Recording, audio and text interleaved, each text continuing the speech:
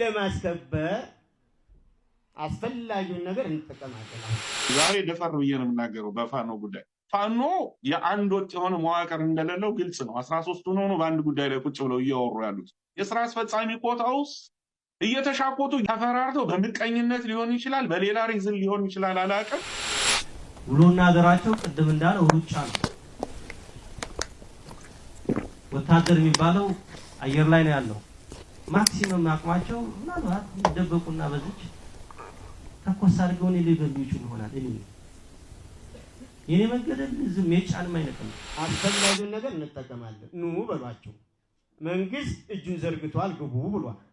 ካልገቡ ግን ቴክኖሎጂን እያንዳንዱ የሚገል ቴክኖሎጂን አምርተናል።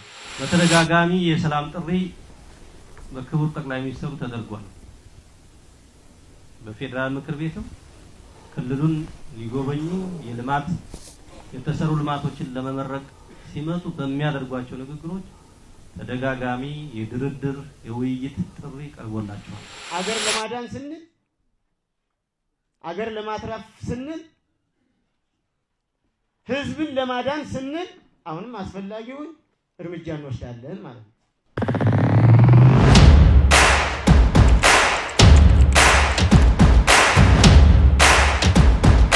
ሰላም እንዴት አላችሁ ውድ ቤተሰቦቻችን? በወቅታዊ ፕሮግራማችን ከጥላሁን አክሊሉ ጋር ሆነን በጋራ ወደ እናንተ መጥተናል። እስከ ፕሮግራማችን ፍጻሜ ድረስ አብራችሁን ትቆዩ ዘንድ የአክብሮት ግብዣችን ነው። በዛሬው ፕሮግራማችን ፋኖ ላይ የሚነሱ ጥያቄዎችን እናነሳለን። የክልል ከፍተኛ ባለስልጣናት፣ የመከላከያ አመራሮች እንዲሁም ደግሞ ሀሳብ የሚያሻግሩ ሚዲያ ላይ የሚሰሩ ሰዎች ፋኖ ላይ ያነሷቸውን ጥያቄዎች በተወሰነ መልኩ ለማንሳት እንወዳለን። በጥቅሉ ፋኖ ላይ በግለሰብ ደረጃ ደግሞ የፋኖ አመራሮች ላይ እነ እስክንድርን በሏቸው እነ ዘመነ ካሴ ላይ የተነሱ ጥያቄዎች አሉ። እነሱን ነው ከሞላ ጎደል ለማነሳሳት የምንሞክረው። እስከ ፕሮግራማችን ፍጻሜ ድረስ አብራችሁን ቆዩ። ቻናላችንን ሰብስክራይብ ማድረግ አትርሱ። የደወል ምልክቱን መጫን እንዲሁም ደግሞ ቪዲዮቻችንን ሼር እና ላይክ ማድረግም የእናንተ ተግባር ነው የሚሆነው። እሱን በማድረጋችሁም ከወዲሁ ልናመሰግናችሁ እንወዳለን። አብራችሁን ቆዩ። ጥሌ እንዴት አለ? አለሁ። ሰላም ነው። እንዴት ነህ? አለን ይመስገን። ከሰሞኑ በርካታ ጥያቄዎች የሚነሱበት አካል ሆኗል ፋኖ።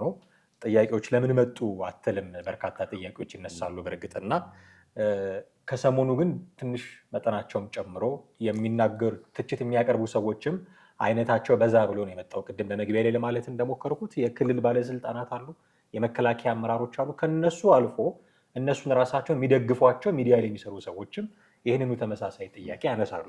ከነዚህ ሚዲያ ላይ ከሚሰሩ ሰዎች መካከል የሚያነሱት ጥያቄ የትኛው ነው የሚለውን እንደው ተመልካቾቻችንም ግንዛቤ እንዲኖራቸውና ለእኛም መነሻ ሀሳብ እንዲሆንን አንዱን ጥያቄ ሰምተን ብንመለስ ጥሩ ነው። ዛሬ ደፈር ብዬ ነው የምናገረው በፋኖ ጉዳይ። ፋኖ የአንድ ወጥ የሆነ መዋቅር እንደሌለው ግልጽ ነው። 13 ሆኖ በአንድ ጉዳይ ላይ ቁጭ ብለው እያወሩ ያሉት የስራ አስፈጻሚ ኮታ ውስጥ እየተሻቆቱ ተፈራርተው በምቀኝነት ሊሆን ይችላል፣ በሌላ ሪዝን ሊሆን ይችላል፣ አላውቅም። ግን የስራ አስፈጻሚ ኮታ በሚል እየተገፋፉ ችግር እየፈጠሩ ያሉት መሪዎቻችን ናቸው። ሁሉንም የፋኖች መሪዎች ነው እያነሳ ያለሁት። የረጅም ጊዜ ከ3 ወር በላይ ተቀመጡ እኮ በአንድነት ጉዳይ ከ3 ወር በላይ ጸድ ያለ ነገር የለ። ሌላውን ልቶ አፋብኃ የሚባል አደረጃጀት ግንቦት 1 ቀን ነው ይፋ የሆነ። ከግንቦት ጀምሮ እስከ ዛሬ ፕሮግራም እስከምንሰራ ታህሳስ ገብርኤል ድረስ ኦልሞስት 8-9 ወር ድረስ መሪ መምረጥ ያልቻለ ተቋም ነው። እንደሰማኸው ይህንን ጉዳይ ጥሌ መጀመሪያ እንደውም ሲነሳ ደፈር ብዬ ስለ ፋኖ እናገራለሁ። ይሄ ምን ይጠቆመናል? ደፈር ብዬ እናገራለሁ ሲል እንዲናገር የማይፈልጉ አሉ ማለት ነው። ስለ ፋኖ መናገር የሆነ የተለየ ድፍረት ይጠይቃል ማለት ነው። የሚያጥላላህ ለምን እንደዚህ ያልክ ብሎ የሚያወግዝ በጣም በርካታ ሰው ሊኖር ይችላል ማለት ነው። ስለዚህ ደፈር ብዬ እናገራለሁ አለና አንድ ወጥ አይደለም አመራሩ 13 ናቸው። ይህን አንድ ወጥ አመራር ለማምጣት ምቀኝነት ሊሆን ይችላል፣ ሌላ ነገር ሊሆን ይችላል። በመሃል ብዙ ነገር አለ። እንደውም ከ3 ወር በላይ ስለ አንድነት እያወሩ ነው። ከተቆረቆሩ ከግንቦት 1 ጀምሮ እስካሁን ድረስ 8-9 ወር አስቆጥረዋል። ምንም የረባ ነገር ጠብ ያለ ነገር አላመጡም እያለ በመቆርቆር ስሜት ነው፣ በትችት ስሜት ሳይሆን በመቆርቆር ስሜት ነው የሚያነሳው እንደምታየው። እና እንዲህ አይነት ጥያቄዎች እየተነሳባቸው ነው፣ በተለይ የአንድነት ጥያቄ።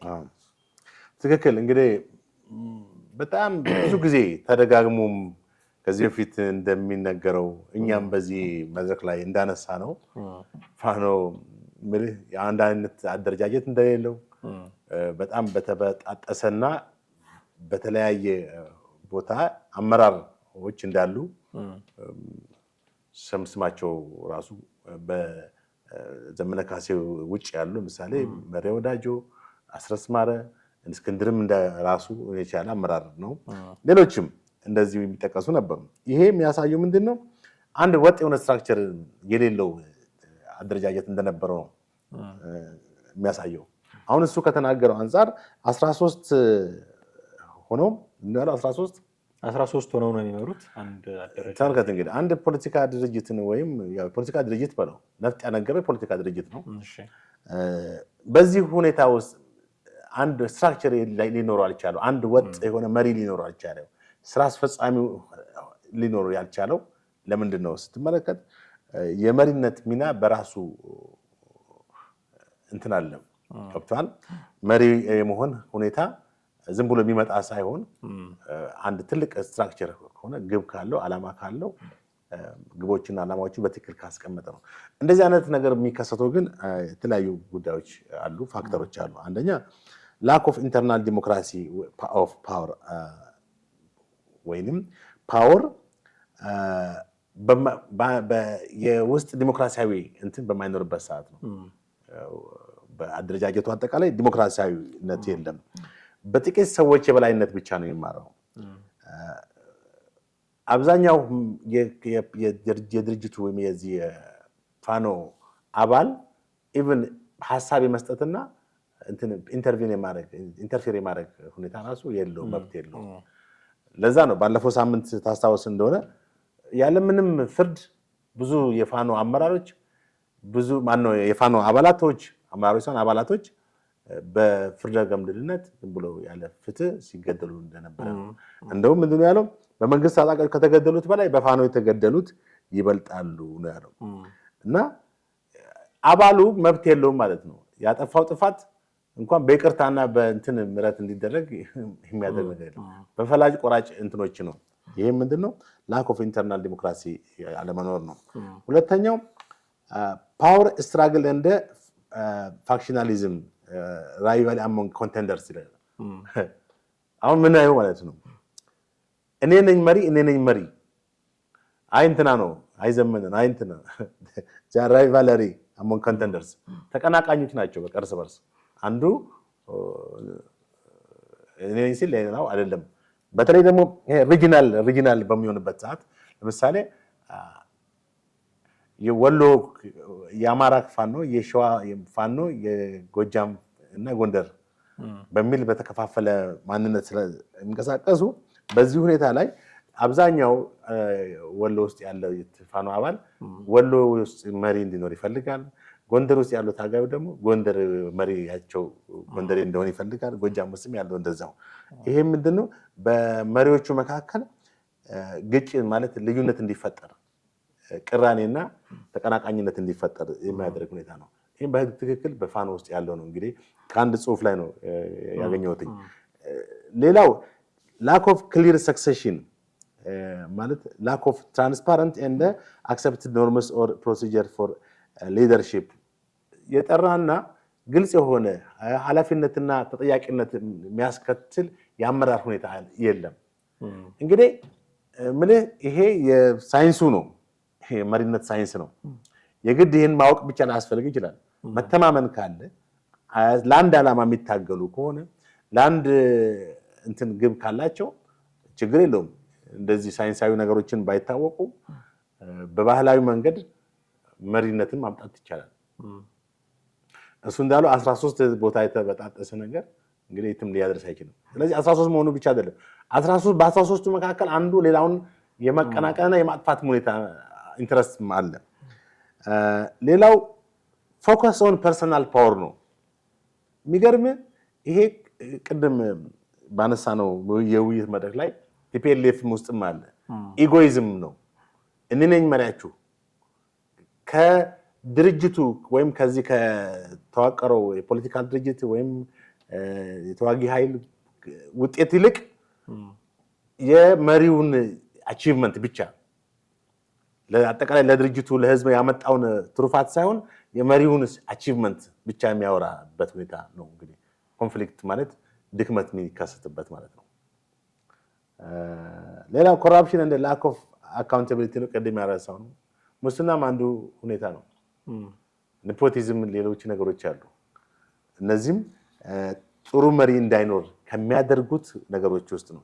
እንግዲህ እኛ ፋኖ መሪ ኑሮ ጥሩ መሪ ኑሮ አይኑራው የሚለው ነገር አይደለም። ግን ለዚህ ጋር ይቀርሞ ለቀረበው ትችት እንዴት ነው እንደዚህ ሊል የቻለው ከተባለ ወይም እንዴት ነው የሆነው ሊሆን ይችላል ለሚለው ሐሳብ አንድ የማጣቀሻ ጽሑፍ ያገኘሁትን ነው እንዘው ሳነብ ማለት ነው። እና በዚህ መሰረት እንግዲህ ይደራጁ አይደራጁ የራሳቸው ምርጫ ነው። ግን ሐሳብ ያቀበልክ ነው ይመስለው ሐሳብ ያቀበልኩ ነው ይመስለው። አይ ማለት የአንድ ነገር መፈረካከስ ውጤቱ ምንድነው ስትል ያው እንደተንታ እኛ እዚህ ጋር ምንድነው ውይይት ነው ያካሄድናል። ውይይታችን ደግሞ ፋኖን በመደገፍ በመቃወም በመናምን ሳይሆን ሪያሊቲውን በማስቀመጥ ነው። እንዲሆኑበት ነገር የዚህ ጥረት ነው። ማለት አንድ ሰው ሲያመው የቫይታሚን ጥረት ወይም ምናምን እንደምትለው ማለት ነው የሊደርሺፕ ኳሊቲ የላቸውም። በቃ መሪዎቹ ሊደርሺፕ ኳሊቲ የላቸውም። እንግዲህ አሁንም በህይወት ካሉ ማለት በህይወት አሉ ድርጅታቸው ማለት ነው የሆነ ተቋም ከሆነ ስትራክቸር ሆኖ የፖለቲካ ጥያቄውን የሚያካሂድበት ሁኔታ እኛውን ምክር ሀሳብ ሳይሆን የምናቀርበው ምልህ መጀመሪያ ደረጃ እንግዲህ ወደ ሰላማዊ መንገድ ነው ትልቁ ምርጫ። አሁን ሰላማዊ መንገድ ተመርጦ የዛው የነበረው አንድ አመራር ማርስተሻ ሰጥ የተባለው ወደዛ ከመንግስት ተዳደረ። ከዛ በኋላ እንግዲህ ምንም ድምጻቸውንም አልሰማውም። እነዚህ የፋኖችን እንቅስቃሴያቸውንም አልሰማውም። የተቃውሞ አሉ። በእርግጥ እኛን አይወክልም ተወግዷል እነሱን ለማግኘት እየሞከርን ነው የሚሉ አመራሮች አሉ። የክልል ባለስልጣናት እንደዚህ 13 ሆነው አንድ ድርጅት ለመምራት ጥረት ማድረጋቸው ያንተ ያልካቸውን የሊደርሺፕ ኳሊቲዎች ላክ ማድረጋቸው ብቻ ሳይሆን እዚህ ላይ ሊነሳ የሚችለው ነገር ጥላይ 13ቱም የየራሳቸው ሀሳብ ያላቸው ናቸው እና በጣም ብዙ ነው አይዲያ የሚሆነው ከብዙ ነገር በጣም በልኪ ሲሆን የሆነ ነገር ለማውጣት ትቸገራለህ። ለመስማማትም አንድ የሆነ አቅጣጫ ለመያዝም ትቸገራለህ። አነስ ቢሉ እንደው እና ስትራክቸርድ ቢሆን ደግሞ የስልጣን ተዋረድ ቢሆን 13ቱም እኩል ሌቭል ላይ ነው ያሉት። እኩል ወሳኝ ናቸው፣ እኩል አድራጊ ፈጣሪ ናቸው እንደዚህ እና አንተ እንዳልከው ከዛ ውስጥ የኔ ፓወር ትልቅ ነው የሚለውን ለማሳየት ይሄ ቅድም ባለፈው ፕሮግራም ስለ ቲፒኤልኤፍ ስናወራ ፖፑሊዝም ያልከውን ነገር ለማምጣት ሁሉ እሱ ውስጥ ለመገኘት ሁሉ የሆነ ዋን ማን ሾው አድርጎ ድርጅቱን በራሳቸው እንትን ለመቅረጹ ለሚደረጉ ጥረቶች አሉ። እኔ ካልመራው ምኑን መሪ ሆነ ምኑ ድርጅቱ ምኑ ሆነ የሚሉ አፈርድሜ ብላ እኔ ካልመራው እንደዛ አይነት እንደ እኔ ካልበላውት ምንድነው ጭሬ እንትና አደርገዋለሁ ዶሮ ልቻለች እንደዛ ነገር ሁሉ ባልበላውም ጭሬ ልሙት አይነት ነገር የምትለው ሰው 13 ሆነ እኩል የሆነ ስልጣን ሲኖር እንዲህ አይነት ነገር ይፈጠራል። አትሊስት የስልጣን ተዋረድ እንኳን የላቸውም እነዚህ ሰዎች እና አንድነቱንም ለማምጣት ብዙ የሚቸግራቸው ለዛም ሊሆን ይችላል። ነገር ግን አንተ እንዳልከው የሰላምን አማራጭ መርጠው ደግሞ የገቡ ሰዎች አሉ። ማስረሻ ሰጤ ትልቁ ምልክት ነው በዚህ ረገድ። ማስረሻ ብቻ ነው ወይ ሌሎቹ ስለምንድነው ኮንታክት የማይደረጉት? በመንግስት በኩል እነሱን ለማግኘት የተደረገ ጥረት አለ ወይ ካልክ ኦፍ ኮርስ ጥረት እያደረግን ነው፣ ስልክ እየደወልን ነው የሚሉ ባለስልጣናትን እየሰማን ነው። አቶ በድሩ ሁሴን ዶክተር በድሩ ሁሴን የክልሉ ምክትል ርዕሰ መስተዳድር ናቸው። ጥቂት ነገር ይሉናል፣ እሱን እንስማ። በተደጋጋሚ የሰላም ጥሪ በክቡር ጠቅላይ ሚኒስትሩ ተደርጓል። በፌደራል ምክር ቤትም ክልሉን ሊጎበኙ የልማት የተሰሩ ልማቶችን ለመመረቅ ሲመጡ በሚያደርጓቸው ንግግሮች ተደጋጋሚ የድርድር የውይይት ጥሪ ቀርቦላቸዋል። በርዕሰ መስተዳድሩ ተደርጓል። ይሄ በመሆኑ ብዙ የተገኙ ውጤቶች አሉ። ድርድርና ውይይት ተጀምሯል። የአፍሪካ ህብረት ኢጋድ በተገኘበት አፋር ከተባለው ጋር ንግግር አድርገናል። ዘመነንም ደውለለታል።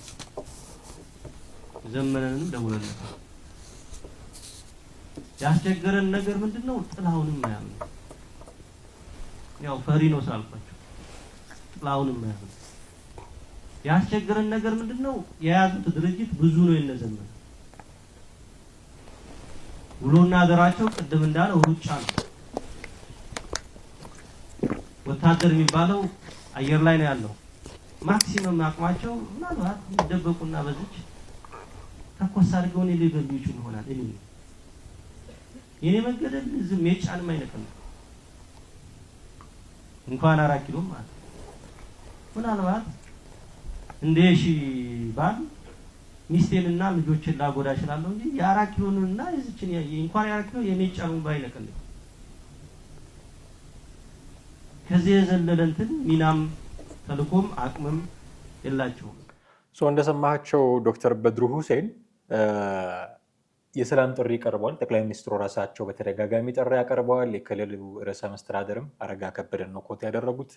የሰላም ጥሪ ያቀርበዋል እና ማቅረብ ብቻ ሳይሆን ለዘመነ ካሴ የሚብን ደውለንለታል የሚል ግልጽ መልእክት ነው የተናገሩት እና ልንይዘው አልቻልንም ፈሪ ስለሆነ ጭራውን ልንይዘው ጥላውን ነው ጭራውን ልንይዘው አልቻልንም ፈሪ በመሆኑ ምክንያት ልንይዘው አልቻልንም እንጂ ስልክ ደውለንለታል የሚል ነገር ነው። አሁን ስልክ መደወልና እሱን አባሮ መያዝ አብሮ ሄዳሉ እርግጠኛ አይደለም።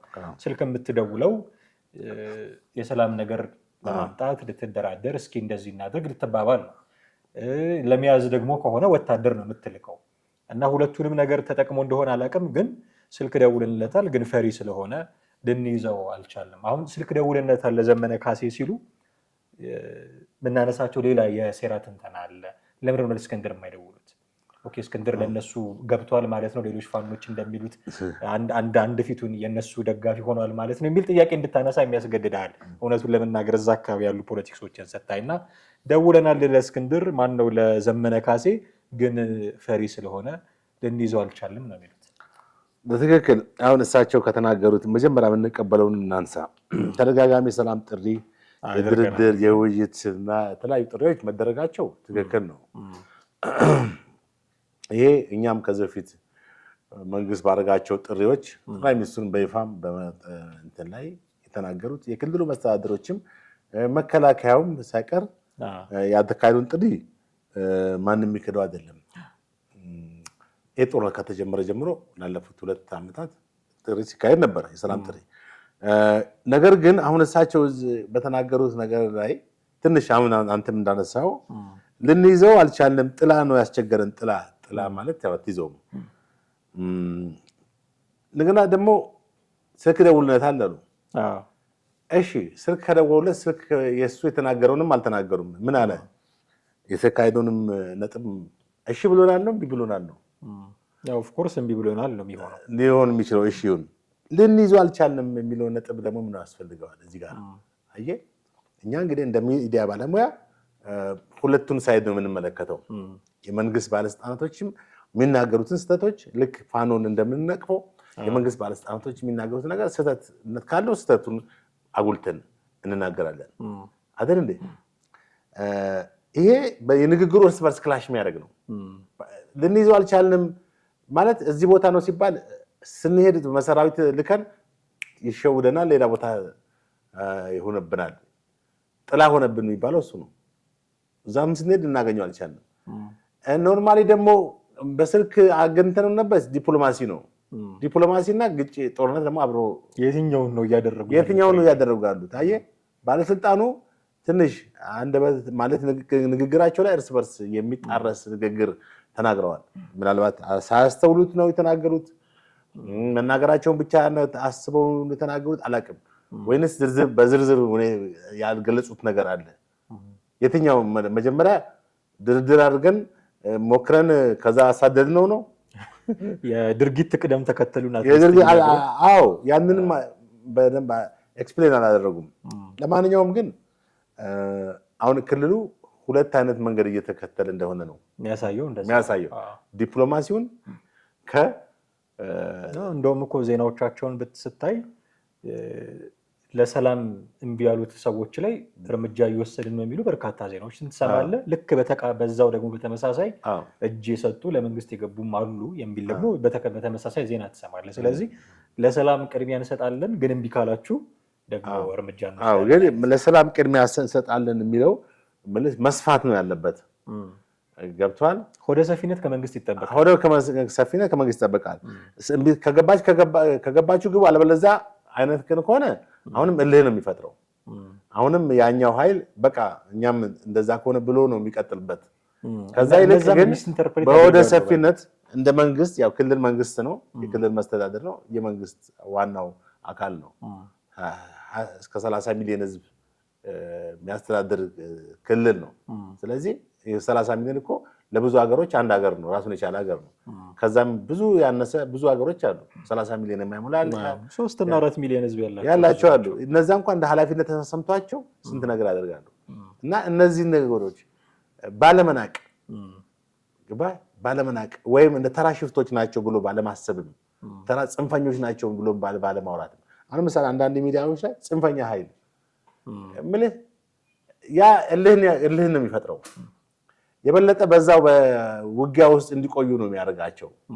ከዛ ይልቅ በወደ ሰፊነት ምንም ችግር የለውም ሐሳባችሁን ያያችሁ በጠረጴዛ ዙሪያ እንወያያለን ብሎ በዲፕሎማሲ ቋንቋ መናገሩ አንደኛ እነዛ እንዲረጋጉና እንትናቸውን ወደ ሰላማዊ መንገድ እንዲመጡ ሊያደርጋቸው ይችላል። ግን ሚስ ኢንተርፕሬት የሚያደርጉ የሉም? አሁን እንደዚህ ስትናገር ያው መንግስት ሰላም እያለ ነው፣ ፈርቷል፣ ጡንቻችን ፈርጥሟል። በያና ይኸውልህ በየትኛውም እዛም ተናገርክ እዚህም ተናገርክ አቃቂር መውጣቱ በተለይ በአሁኑ ሰዓት የታወቀ ነው። ቅዱስ ናቸው ብትልም አቃቂር ወጣላል፣ እርኩስ ናቸው ብትልም አቃቂር መውጣቱ አይቀርም። ስለዚህ እንግዲህ ከሁለቱም ቅዱስም እርኩስ ናቸው አትልም። አንድ ላይ ሁለቱንም ሊሆኑ አይችሉም። በተመሳሳይ ሁለቱንም ሊሆኑ አይችሉም። ስለዚህ ምንድነው መንግስት ማድረግ ያለበት? በተለይ የአማራ ክልል በቃ እነዚህ ልጆች ወደ ሰላማዊ ድርድር የማምጣት ዘመቻውን አስፍቶ ነው መቀጠል አለበት። ከቃል ንግግር ጀምሮ ከአንደበት ጀምሮ ጽንፈኝነት ያላዋጣቸውም ብሎ ማለት የለበትም። ወይም ህዝቡ ሊከፋፍሉ ህዝቡን በጦርነት ምናምን የሚለው ቃላቶች መናገር የለበትም። እንደ መንግስት ነው በቃ እንጂ አንዳንድ ማህበራዊ ሚዲያ ላይ እንደሚጫጫሁ ቃላቶች መልሶ እንደዛ ሪያክት ካደረገ አሁንም እልህና ቁጭትን ነው የሚፈጥረውና እነዛም እንዋጋለን እንቀጥላለን የሚል አስተሳሰብ እንዲኖራቸው ያደርጋል። ገባ? ከአንደበት ነው የሚጀመረው። ይሄ ትልቅ ኦፖርቹኒቲ ነው። አሁን ያለውን ኦፖርቹኒቲ ነው መጠቀም ያለበት። ይሄ ሉዝ ካደረገ እንደገና ሌላ ኃይል የሚፈጥረው ማለት ሌላ የተንዛዛ ጦርነት ውስጥ ነው መቆም አይደለም። ክልሉ አሁን በቋፍ መንታ መንገድ ላይ ነው ያለው የአማራ ክልል። ዛት ሚንስ በአንድ በኩል ሰላም አፉን ከፍቶ ጠብቆታል፣ ሰላም መጥቷል። በሌላ በኩል ደግሞ የጦርነትን ሁኔታም አለ። ገባ? አሁን ጫካ የገቡ ኃይሎች አልመጡም፣ የተወሰኑት ናቸው መጡት አይደል? ማጆሪቲ የትኛው ነው የሚለውን አናላይዝ ማድረግ አለበት። ኦፍ ኮርስ ጫካ ነው ማጆሪቲ። ስለዚህ ብዙ ስራ ይጠበቅበታል። በትንሽ ድል በትንሽ እንትን መኩራራት የለበትም። አሁንም ያኮረፈ ኃይል እንደዛ ጥያቄ ያላቸውን ኃይል እንደውም እኔ ራሱ ኃላፊነት መውሰድም እኮ አለበት እንዴ ሲጀመር የአማራ ክልላዊ መንግስት እኮ የአማራን ህዝብ ጥቅም መብትና ነፃነት እኩልነት ለማስከበር ነው እኮ አይደል እንዴ እንጂ እዛ ቦታ ላይ እኮ የመንግስትን ፖሊሲ ብቻ ለማስፈጸም አይደለም፣ ወይም ከፌደራል መንግስት የሚመጣውን መመሪያ ብቻ ተግባራዊ ለማድረግ አይደለም እዛ የተቀመጡ። የአማራ ህዝብ ሲጎዳ ሲበደል እንፋናው እኮ የሚሰራው ነው የነሱን ስራ እኮ ነው ባይ ዲፎልት ማለት ይችላል አይደል እንዴ? እንደው መሳሪያ ይዘው ሌሎች ነገሮች እንግዲህ ሰላማዊ ሰዎች መገደላቸው፣ ሌሎች ማህበራዊ እንቅስቃሴዎች መቋረጣቸው፣ የክልሉ ኢኮኖሚ መውደሙና ምናምን ወዘተርፈ ነገሮች አስከተለ እንጂ እኮ ጥያቄው እኮ ኖርማል እኮ የህዝብ መብት የሚከበር ብሎ ማለት እኮ ኖርማል እኮ ነው። ለህዝብ ነፃነትና እኩልነት ታገላሉ ብሎ ኖርማል እኮ ነው። ችግሩ ወደ ጸብ ሲገባ ነው።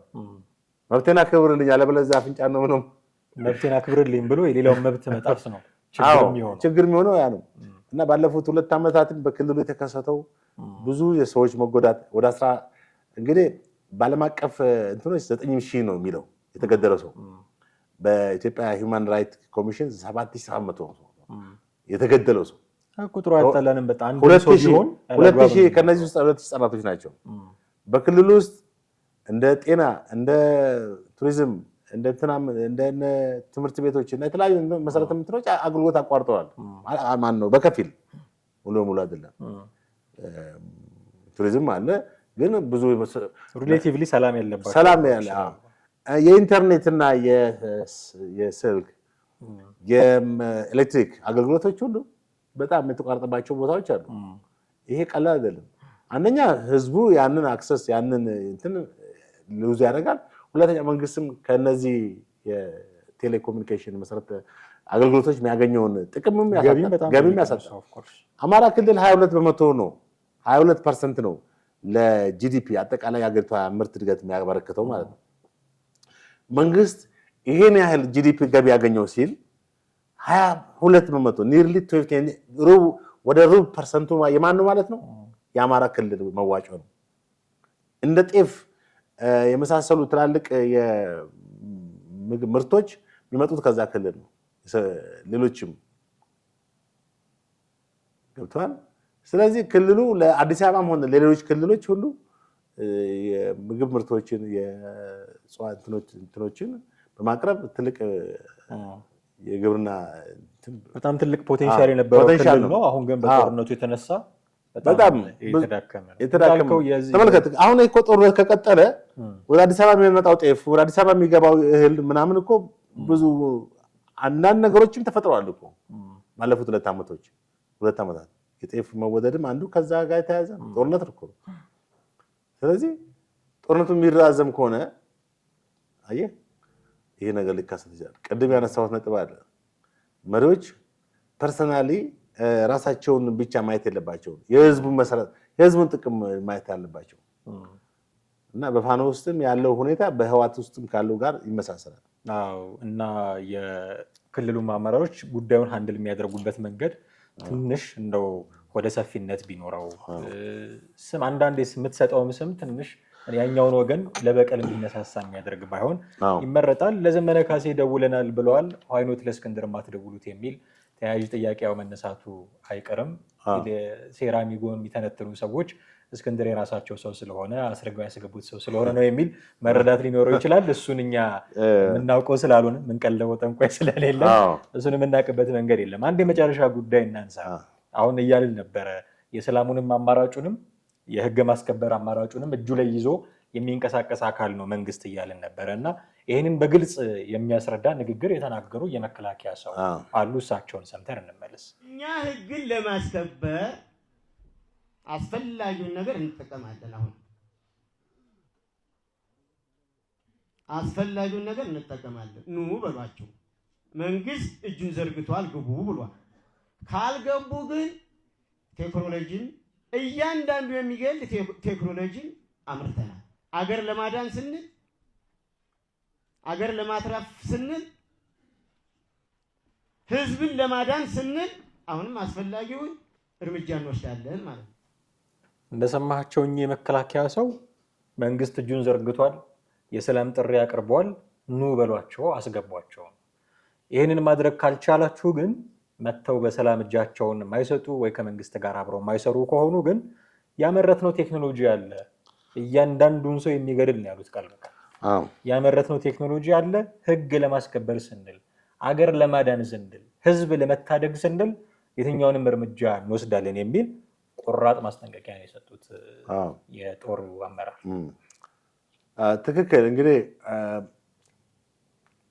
ሰላማዊ መንገድ ሰላማዊ ድርድርን ስታደርግ ከብዙ ነገሮች ማለት የሚመጣውን ጦርነት በጦርነት የሚከሰቱ ነገሮችን የሚያስከትሉትን ጉዳትና የተለያዩ ጥፋቶች አስተውለህ ነው ሰላማዊ መንገዶችን የምትመርጠው።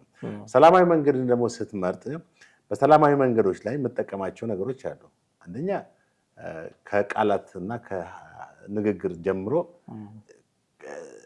በጦርነት ውስጥ ያለውን ተቀናቃኝ ኃይል ወይም ተቃዋሚ ኃይል የምታቀርብለት ጥሪ ነው። ትገባለህ ማለት ወደ ሰላማዊ መንገድ ማትከተሉ ከሆነ ያመረትነው እንትን አለ፣ የሚገድል ቴክኖሎጂ ያለን በዛ እንጠቀማለን። ይሄም እኮ ከባድ ልህ ውስጥ የሚያስገባ ነው። አየህ እዛ ጋር ጦርነት መሳሪያ ያዘ አለ ኃይል አለ። ያንተ ቴክኖሎጂ እና ያንተ ጀትና ድሮን አያገባውም። እሱ ማለት በቃ የህልውና ጉዳይ ነው። እንደገና በትክክል ትሪት አላደረግከውም። ትሪት ያላደረግከውን ኃይል አንተ ቆመ ጠብቀኝ ይዘህ እሱ ቆመ ጠብቀኝ ይዘህ አንተ ዘመናዊ መሳሪያ እንኳን የፈለገ ብታጠቅ እልህ በውስጡ ስላለ ምንም እንትን አይደለም። አባቶቻችን በጣሊያን እኮ በዓለም ዘመናዊ የሆነውን መሳሪያ ታጥቆ ነው በባህላዊ መሳሪያ ያሸነፉት በአድዋ ጦርነት አይደል?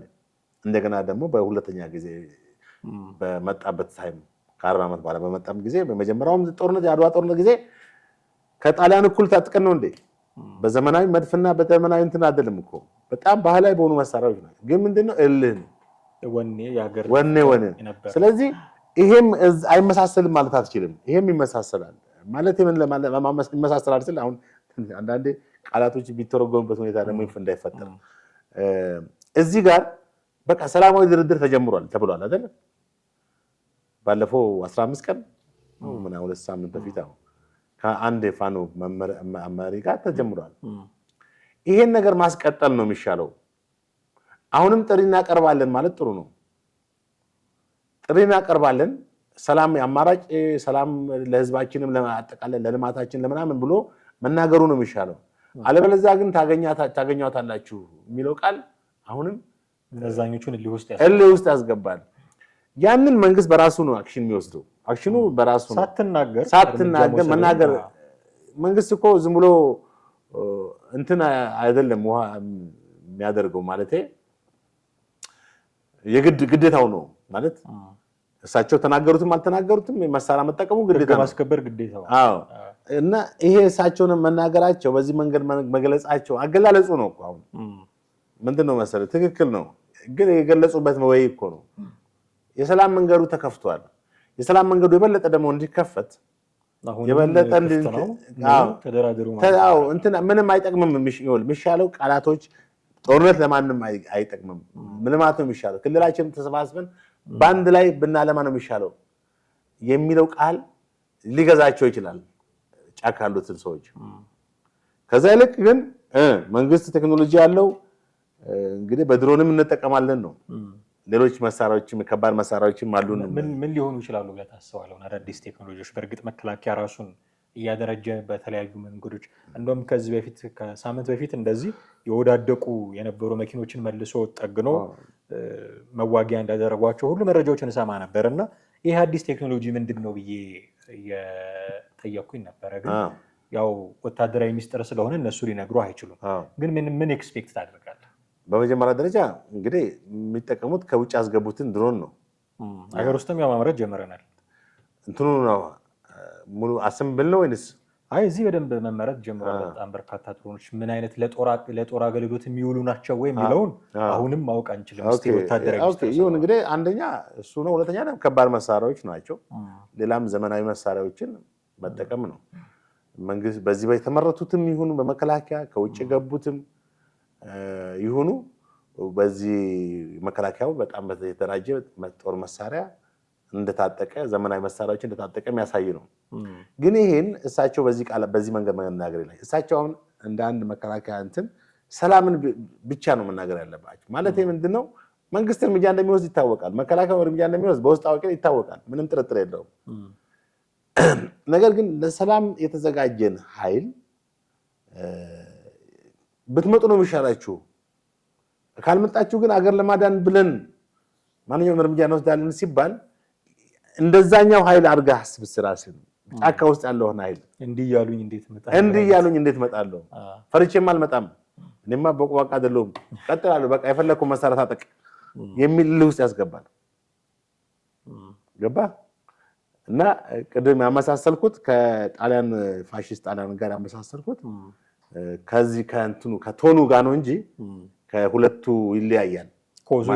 ኮዙ የተለያየ ነው ማለት የጣሊያንን እንትን አደረገው ብሎ ሌላ ክሪቲሲዝም እንዳይመጣ ደግሞ ገብቶኛል። ቴንሽን ገብቶኛል። ስለዚህ እንደዚህ አይነት መልእክቶችም እንደው ትንሽ ለስለስ ቢሉ የሚቀርቡት የሰላም አማራጮች በእንደዚህ አይነት ዛቻዎች ባይታጀቡ የተሻለ ለውጥ ያመጣሉ የሚል መልእክትም ጭምር ለማስተላለፍ ስለወደድን ነው ይህንን ማንሳታችን። እጅግ አድርገን አመሰግናለሁ። ውድ ቤተሰቦቻችን እናንተም ከኛ ጋር የነበራችሁ ቆይታ እጅግ አድርገን እናመሰግናችኋለን። የዛሬ ፕሮግራማችንን እዚህ ላይ ማብቃት ይኖርብናል።